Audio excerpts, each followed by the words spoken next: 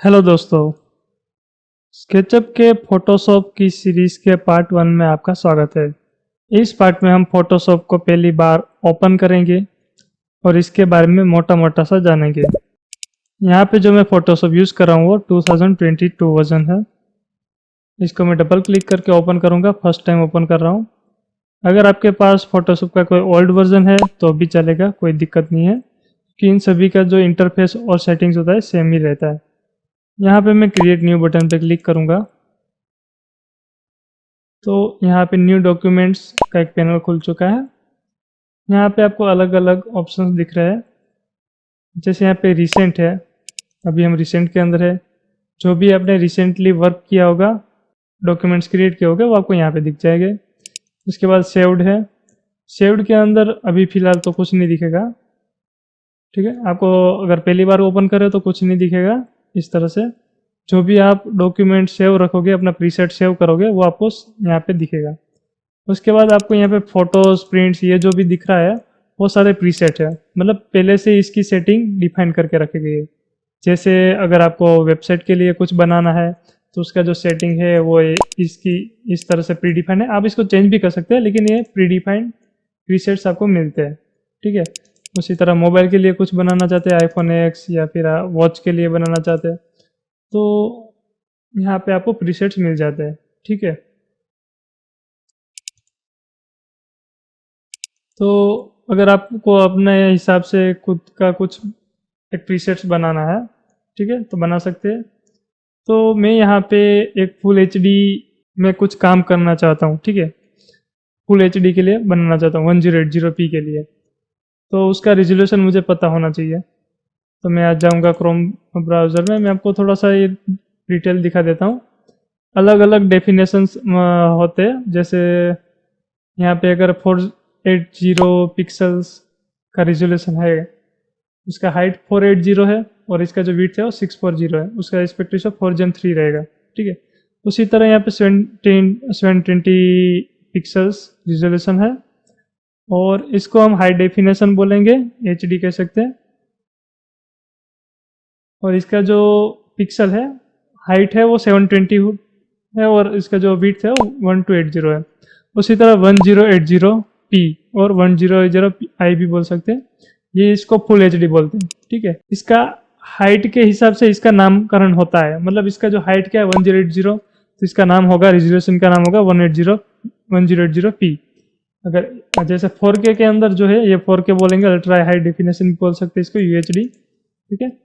इसका हाइट देखिए 2160 है, तो इसका नाम भी, इसका रेजोल्यूशन का नाम क्या रहेगा, 2160p। आपको विड्थ जो है वो याद रखना पड़ेगा। ये इसका आपको पिक्सल्स मिल गया है, ठीक है। यहाँ पे आपको पिक्सल्स मिल गए हैं। तो मैं फुल एचडी का बनाऊंगा। इसका विड्थ क्या है 192। यहाँ पे भी मैं जो विड्थ है 192 रखूँगा और हाइट है वो मैं रखूँगा 1080। यहाँ पे 1080 और यहाँ पे यूनिट्स क्या रहेगा, सेंटीमीटर नहीं रहेगा, क्या रहेगा, पिक्सल्स रहेगा, क्योंकि यहाँ पे भी हमारे पास पिक्सल्स है ना। पिक्सल में रखेंगे। यहाँ पे ओरिएंटेशन है, अगर आप इसको चेंज करोगे तो देखिए विड्थ और हाइट का रिजोल्यूशन चेंज हो गया। ये हो गया आपका वाइड एंगल, ठीक है। यहाँ पे आपको आर्ट बोर्ड दिख रहा है, आर्ट बोर्ड का क्या काम होता है वो अभी नहीं देखेंगे, फिलहाल मैं इसको अनचेक कर देता हूँ। चेक भी रख सकते हैं, कोई फर्क नहीं है, लेकिन आर्ट बोर्ड का कॉन्सेप्ट अभी आपका क्लियर नहीं है, इसलिए मैं इसको अनचेक करूंगा। इसके बाद रिजोल्यूशन है, मतलब पिक्सल पर इंच, 1 इंच के अंदर आपको कितने पिक्सल चाहिए, तो 72 रिजोल्यूशन बाय डिफॉल्ट रहता है, ये काफ़ी होता है। आप चाहे तो बढ़ा सकते हैं अगर आपको ज़्यादा पिक्सल्स चाहिए तो मैं इतना ही रखूँगा क्योंकि इतना बेस्ट होता है। उसके बाद है कलर मोड। कलर मोड के अंदर आपको अलग अलग ऑप्शन मिल जाएंगे, bit map, grey scale, RGB, ठीक है। तो उसके सामने आपको बीट भी दिख रहे हैं, 8 बीट, 60 बीट, 32 बीट, ठीक है। ये सारी चीज़ें क्या है कलर मोड में, देखिए मैं कोई एक बार आकृत इस इमेज से दिखा देता हूँ कि यहाँ पे देखिए आरजीबी मोड है। ये आरजीबी, यहाँ पे आपको मिलियंस ऑफ कलर मिल जाएंगे इसके आरजीबी के कॉम्बिनेशन से, जो स्क्रीन के लिए यूज होते हैं, ठीक है। आप जो भी अभी आप स्क्रीन में वीडियो भी देख रहे हैं वो आरजीबी कलर में होता है। उसके बाद है CMYK मोड। CMYK के मोड मतलब जो भी प्रिंटेड आपको दिखता है, प्रिंट होके उसका जो कलर दिखता है वो होता है CMYK कलर। ठीक है, जैसे अगर आपने टी शर्ट के अंदर कुछ प्रिंट देख रहे हो तो उसका जो मोड होगा, कलर मोड होगा CMYK। ओके, उसको प्रिंटेड कलर्स भी बोलते हैं। अगर आप कुछ प्रिंट करवाना चाहते हो तो CMYK मोड रखिएगा। ठीक है, टी शर्ट प्रिंटिंग के लिए कुछ बना रहे हो तो CMYK मोड रखिएगा, तो आपको एक्चुअल कलर प्रिंट में भी दिखेगा।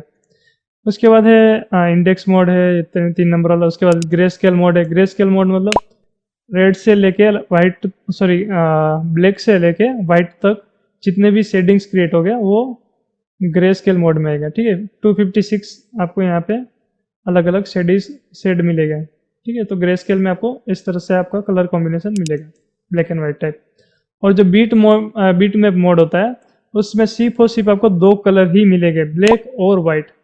यहाँ पे आप देख सकते हैं ब्लैक और वाइट के अलावा और कोई चीज़ नहीं दिखेगा आपको। तो बस यही सेटिंग थे यहाँ पे फोटोशॉप में कलर मोड के अंदर। ओके, CMYK RGB, मैं यहाँ पे RGB कलर ही रखूँगा। और 8 बीट, 60 बीट, 32 बीट, यहाँ पे हम 8 बीट ही रखेंगे, क्योंकि सारी जो भी स्क्रीन्स होती है, टीवी हो गया, लैपटॉप हो गया, मोबाइल हो गया, तो वो स्क्रीन जो होती है वो 8 बीट को सपोर्ट करती है और सारी चीज़ें 8 बीट में ही बनती है। ये जो 60 बीट और 32 बीट है वो एडवांस लेवल में आता है। इसके लिए आपको हाई एसी, ये जो बीट है वो सपोर्ट कर सके, एसी स्क्रीन भी होनी चाहिए। ठीक है, क्योंकि सारे डिवाइस 8 बीट में चलते हैं इसलिए। और बैकग्राउंड कंटेंट है, मतलब यहाँ पे बैकग्राउंड में कौन सा कलर रखना चाहता है, ट्रांसपेरेंट बैकग्राउंड कलर, कस्टम, कुछ भी कस्टम कलर भी आप रख सकते हैं बैकग्राउंड का। तो जब भी आप ओपन करोगे, सॉरी यहाँ नीचे, अगर जब भी आप फोटोशॉप ओपन करोगे या टेम्पलेट ओपन होगा तो आपको कौन सा कलर बोर्ड में दिखाना है, तो मैं वाइट ही रखूँगा। एडवांस ऑप्शन को हम एडवांस में देखेंगे। ऊपर आ जाते हैं, ऊपर नाम है। ठीक है, नाम में रख देता हूँ फुल HD। ओके, सॉरी ये तो प्रोजेक्ट नेम है, तो माय फर्स्ट प्रोजेक्ट, मेरा फर्स्ट प्रोजेक्ट है फोटोशॉप का। ठीक है, ये आपका हो गया प्रोजेक्ट का नाम। और यहाँ पे आपको एक बटन दिखेगा, उस बटन पे क्लिक करोगे तो आप एक प्रीसेट सेव कर सकते हो। इस प्रीसेट का क्या नाम रखेंगे, मैं फुल HD नाम लिख देता हूँ, HD। ठीक है, क्योंकि इसका जो सेटिंग है वो फुल HD में है और ये सारा सेटिंग आप अभी भी आप चाहे तो चेंज कर सकते हैं। तो ये सेटिंग आपका अगर परफेक्ट है तो आप सेव प्रीसेट बटन पे क्लिक कर देंगे। तो देखिए सेव्ड बटन के अंदर आपका जो प्रीसेट है वो फुल HD नाम से सेव हो गया है। अब जब भी कभी आपको ये फुल HD की जरूरत पड़े तो सेव्ड में आ जाए और इस बटन पे क्लिक करेंगे तो आपको जो पहले से प्री डिफाइंड किया गया सेटिंग है वो मिल जाएगा। ठीक है, और यहाँ पे आप सर्च कर सकते हैं कुछ भी, अगर आप जैसे फोन सर्च किया तो आपको यहाँ पे एडोब स्टॉक्स के अंदर फोन्स के इमेजेस मिल जाएंगे। ये सर्च बटन है। ठीक है, कुछ भी अगर आपको सर्च करना है तो यहाँ से आप सर्च कर सकते हैं, ये डायरेक्ट ब्राउज़र खुल जाएगा। लेकिन इसका अगर आपको कुछ डाउनलोड वगैरह करना होता है तो आपको पे करना पड़ता है। ठीक है, ये डाउनलोड करने के लिए ट्रायल मिलता है, लेकिन ये अभी हमारा काम की नहीं है क्योंकि हम बिगनर्स है इसलिए। अभी आ जाते हैं क्रिएट बटन पे क्लिक करेंगे, क्योंकि और यहाँ पे जो प्रोजेक्ट का नाम है माय फर्स्ट प्रोजेक्ट रहेगा और मैं क्रिएट बटन पे क्लिक कर रहा हूँ। तो अभी हमारा जो फोटोशॉप है पहली बार ओपन होने जा रहा है। तो ओपन होके आपको कुछ इस प्रकार दिखेगा। यहाँ पे आपको लेफ्ट साइड की ओर सिंगल कॉलम में सारे टूल्स दिख रहे हैं। आप ये इस बटन पे क्लिक करोगे तो ये डबल कॉलम में कन्वर्ट हो जाएगा। ठीक है, तो डबल कॉलम में आपको इस टूल सेट का अरेंजमेंट चाहिए तो रख सकते हैं, ये आप पे डिपेंड है। ठीक है, उसके बाद यहाँ पे जितना भी आपको इंटरफेस दिख रहा है उससे आपको दोस्ती करा देता हूँ। सबसे पहले तो यहाँ पे आप ऊपर जितने भी ऑप्शन देख रहे होंगे, ये ऊपर के ऑप्शन ये चेंजेस होते हैं जैसे जैसे मैं टूल्स को चेंज करता हूँ। ठीक है, जैसे क्रॉप टूल मैंने ले लिया है तो इसका जो सेटिंग दिख रहा है, रेशियो वगैरह का दिख रहा है सेटिंग। उसी तरह मैं अगर ये टेक्स्ट टूल लूँगा तो टेक्स्ट टूल का अलग अलग सेटिंग दिखेगा। ठीक है, फॉन्ट साइज वगैरह दिख रहा है। तो ये ऊपर से जैसे जैसे मैं टूल चेंज करूँगा ऐसे ऐसे अलग अलग सेटिंग चेंज होते जाएंगे। ठीक है, यहाँ पे आपको त्रिकोण दिख रहा है, छोटा सा सिंबल, वहाँ पे आप राइट क्लिक करोगे तो उसके ऑप्शन के अंदर भी टूल्स के अंदर भी और 3 टूल्स खुल जाएंगे। ठीक है, और 3 इसके रिलेटेड ऑप्शन मिल जाएंगे। उसी तरह ब्रश टूल पे राइट क्लिक करोगे तो उसके भी अलग अलग आपको मिल जाएंगे, ठीक है, मिक्स ब्रश टूल। तो और टूल्स आपको यहाँ से राइट क्लिक करोगे, जैसे जैसे राइट क्लिक करते जाओगे वैसे वैसे मिलते जाएंगे, और लेफ्ट क्लिक करोगे तो ये सिलेक्ट हो जाएगा, ठीक है, ब्रश टूल। तो ये सारे टूल्स है। उसके बाद आपको यहाँ पे बहुत सारा सेटिंग दिख रहा होगा, मतलब बहुत सारे ऑप्शन दिख रहे हैं।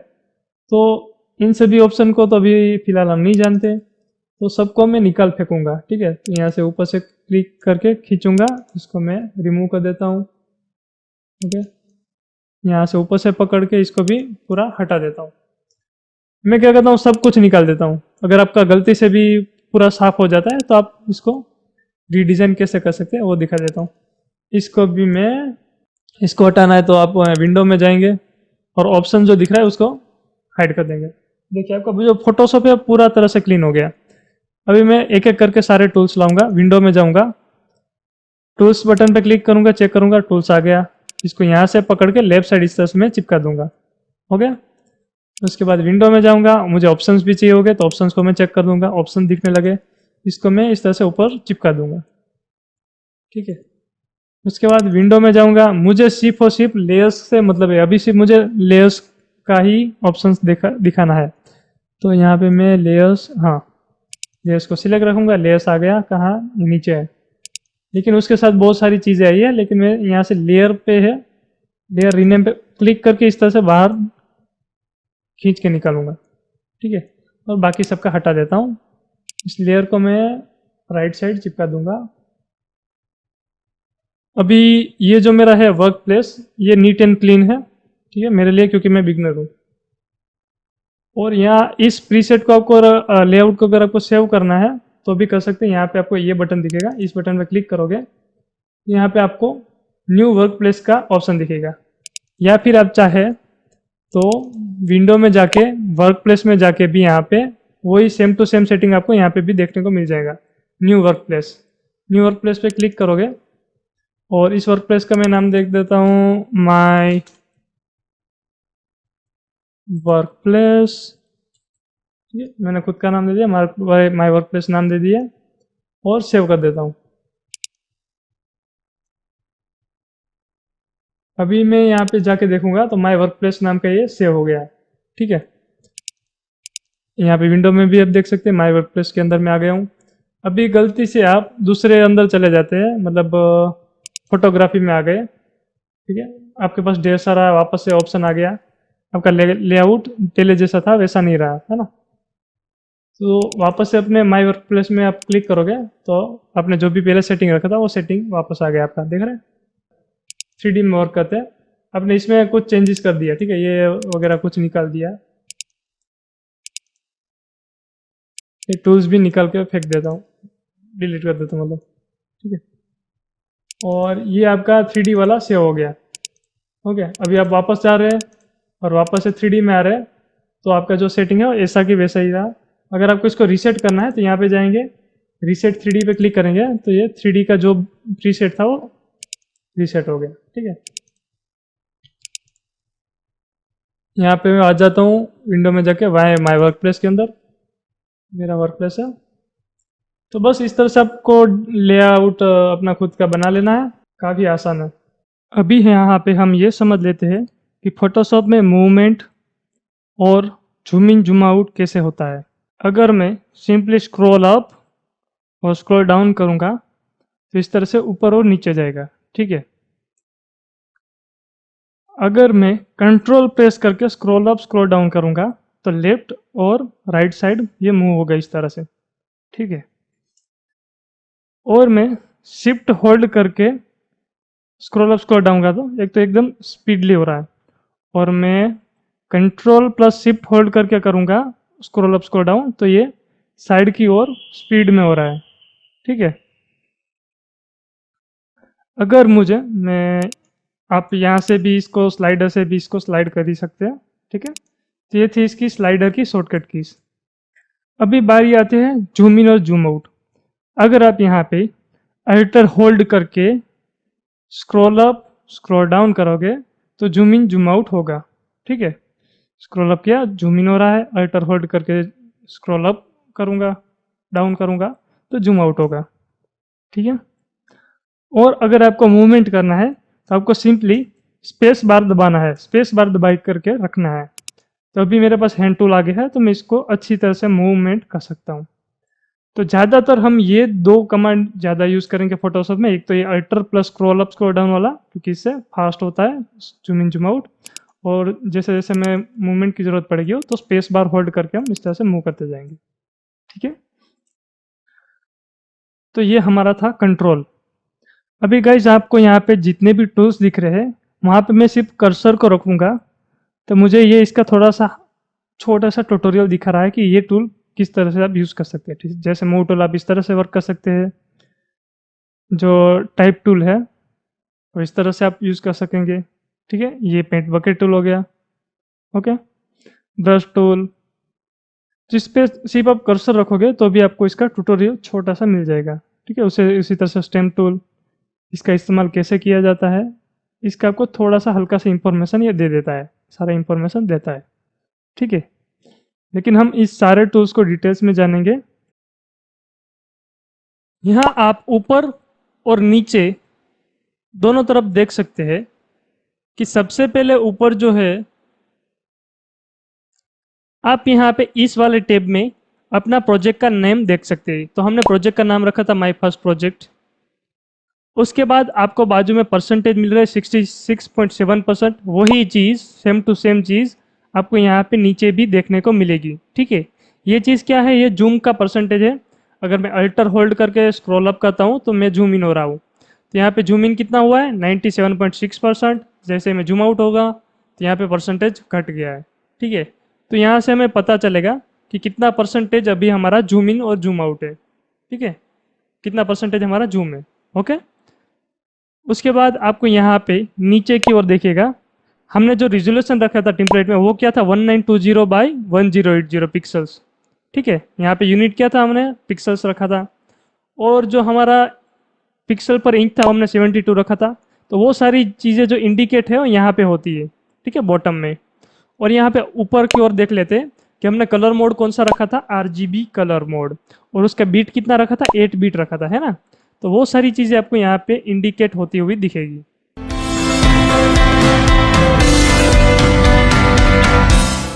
अगर यह वीडियो आपको सही में यूजफुल रही हो तो प्लीज़ वीडियो को लाइक कीजिए, शेयर कीजिए और कमेंट भी कीजिए।